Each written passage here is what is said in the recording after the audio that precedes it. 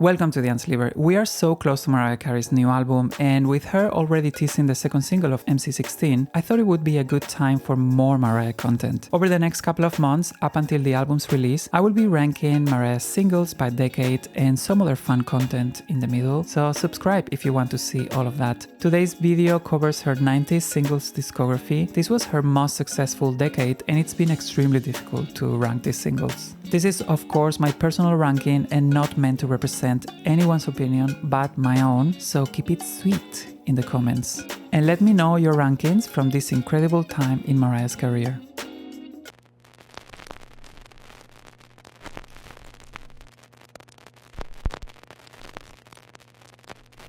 Released as a double A-side with Without You, I never cared for Never Forget You.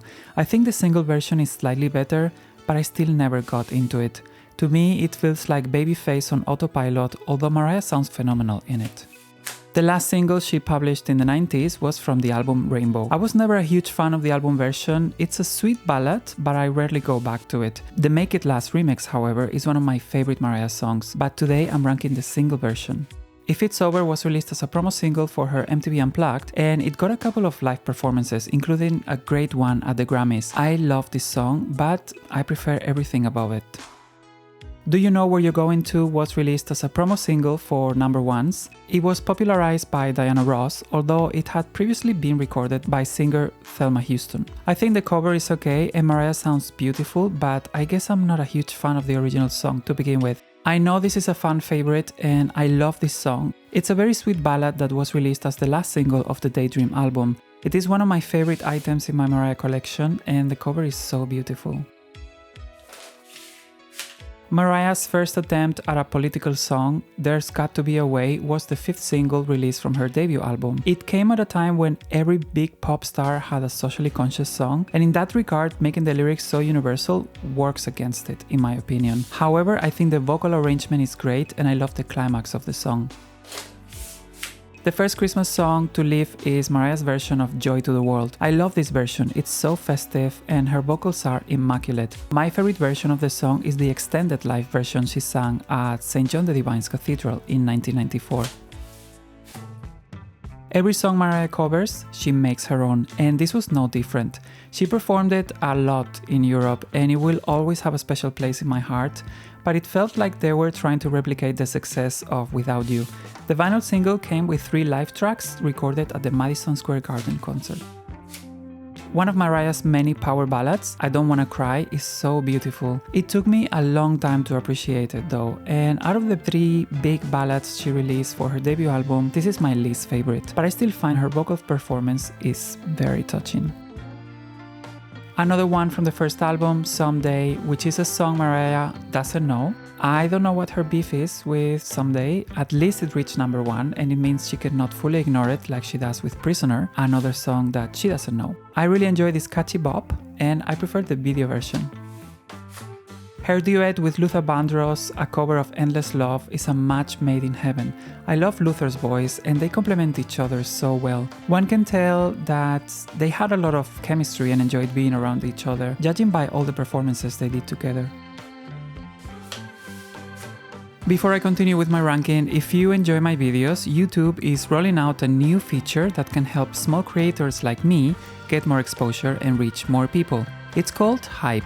And if it's available in your country, you can find it on the mobile app by swiping left on the comment section. Your support is greatly appreciated. Alright, let's continue.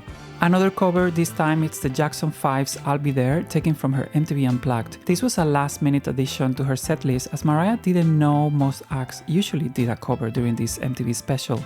It definitely paid off, and I think it was brilliant to arrange the song as a duet with Trey Lawrence, who also needs his credit as he sounds amazing and was an integral part of making this cover memorable. Okay, I know I may get dragged by this placement, so let me explain. I love Hero, it's a very special song and obviously one of her signature songs, but I don't enjoy the studio version that much. I think it is very special whenever she sings it live in her concerts, but for me the studio version doesn't quite hit the emotion of the live performances. I am a bit shocked at how low this song came out in my ranking, but we are talking about a legendary run of singles, and I prefer everything above it, but this song right here, what an absolute classic. Recorded with Boyz II Men at the height of both the group and Mariah's success, it wasn't only a great commercial decision, but they created a classic for the ages. I'm surprised no one has attempted to cover it properly apart from talent shows, but then I hear their vocals and I understand why. Special attention to the Chucky's remix, completely resung and including the original melody from Boyz II Men. I think Sweetheart is a bit underrated as an up-tempo. I love Jermaine Dupri and Mariah's production, and her tone during this era was my favorite as well. I remember the music video that created a lot of headline news in Spain because it was shot in and around the Guggenheim Museum in Bilbao. Very nice memories from that time. And talking about nice memories, Without You is a very special song for me. This is the song that made me into a Mariah fan. It was the first time I heard her voice and I was amazed. I probably saw her for the first time performing the song on a TV show as well, and the emotion in her voice is really felt in that performance. It was released on vinyl as a double A-side single with Never Forget You. And this is also the most money I've ever paid for a single vinyl. The super fun and iconic Heartbreaker opens my top 20. I love this song, both versions, with the remix being slightly higher for me. This was Mariah having fun and being carefree and playful. It continues the line of lead singles built around a sample and with hip-hop influences. Some critics said that it was too similar to Fantasy, and I love that Mariah came to defend it, saying that if they sounded similar, it's because she wrote both songs, something she still has to remind people to this day.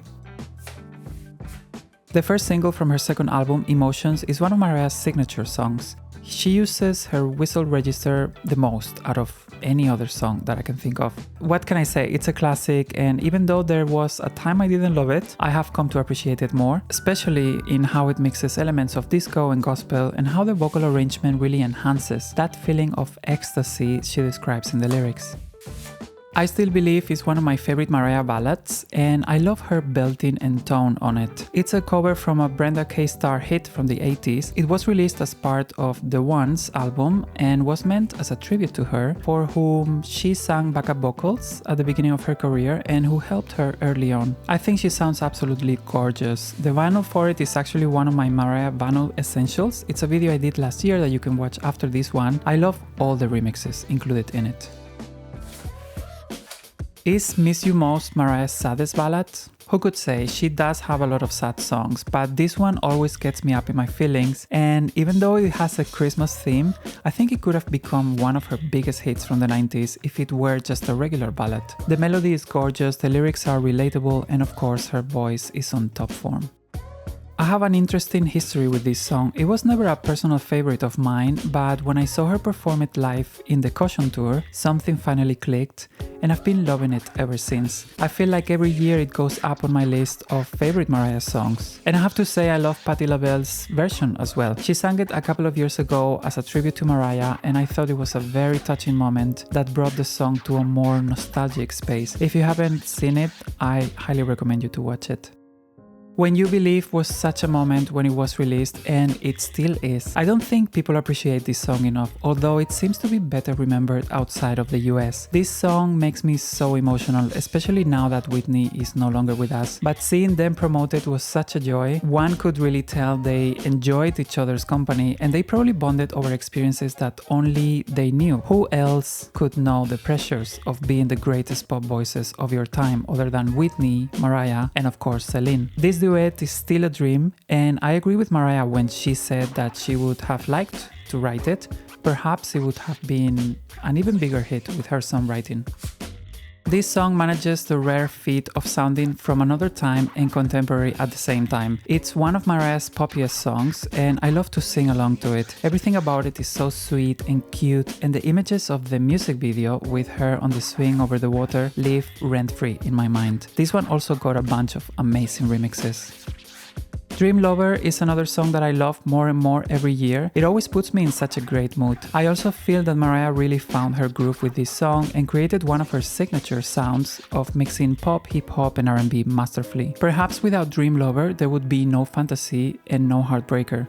This song feels like a turning point in Mariah's musical journey, and I have to mention the David Morales remix as well. It was the first of many collaborations, and I just wish I could go back in time and be at a club while the remix was playing.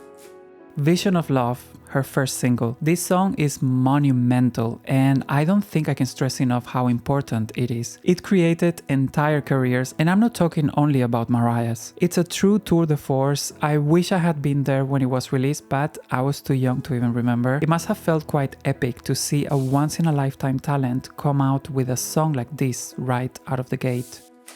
I guess my relationship to this song might be similar to other Lambs. I obviously love it. I think it's literal perfection. It brings me joy every Christmas season and even throughout the year. However, the fact that it has eclipsed so many of her other hits doesn't sit well with me. It is an incredible accomplishment that she wrote and produced a new Christmas classic, but I'm a bit bitter about it because I feel like it has made Mariah put less focus on new music in the past years. But in any case, this song has brought Mariah and all of us so many beautiful moments, so I don't want to complain too much. I still remember when it finally went to number 1 in 2019, one of my favorite moments as a Lamb.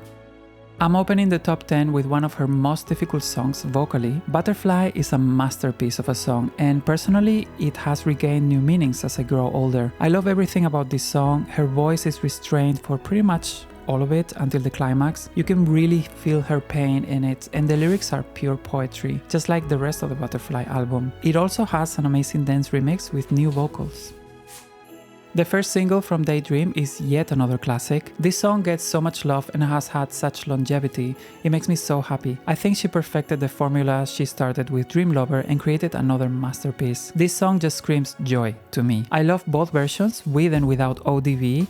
And probably my favorite is the remix that includes both the ODB verses and the original chorus. The vinyl comes with a lot of great remixes. For years, I was reading online how Breakdown was a fan favorite, and I think it took me a while to get there. There were other songs on the album that I gravitated more towards, but this changed as my English got better and I started understanding the nuance and the pain behind those lyrics. One of my favorite songs to sing along to, and it's such a different song for Mariah vocally, as she adopts the style of her collaborators in the song, Bone Thugs and Harmony. The vinyl edition came out in a double-side single with My All.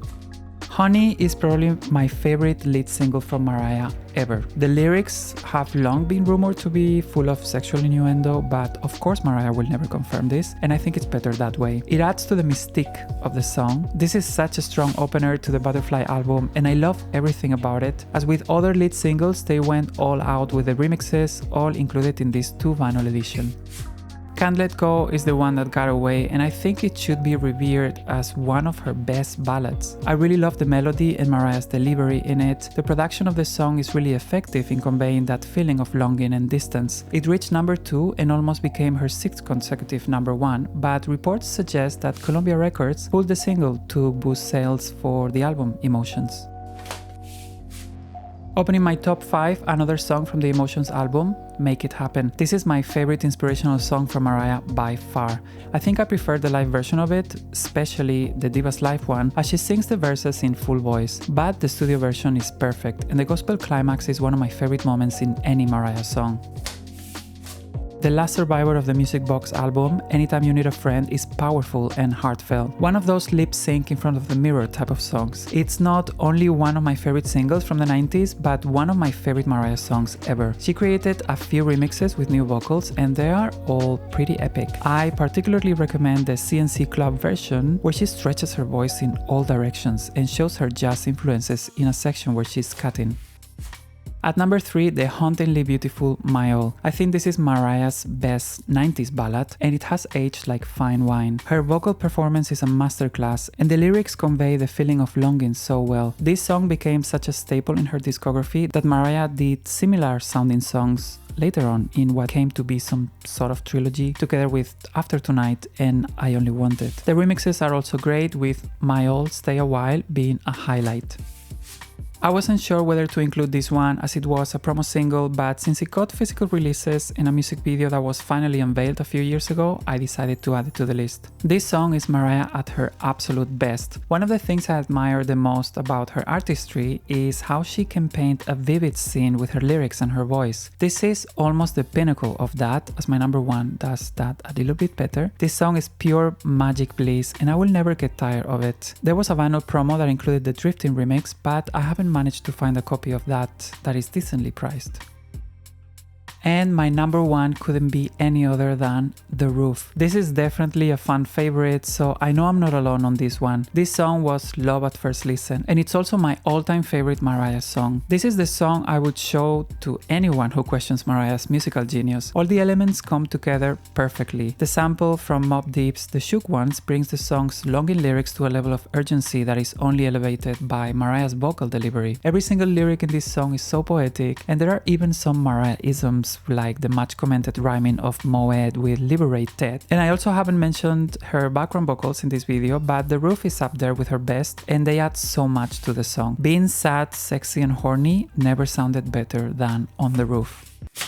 That's all for this video. I hope you enjoyed my 90s ranking. The next ranking I'll do will be of her 2000s singles, so subscribe if you haven't yet. And in the meantime, you can watch my other Mariah videos through a playlist I have created called Just for Lambs. Thanks for watching, see you next time.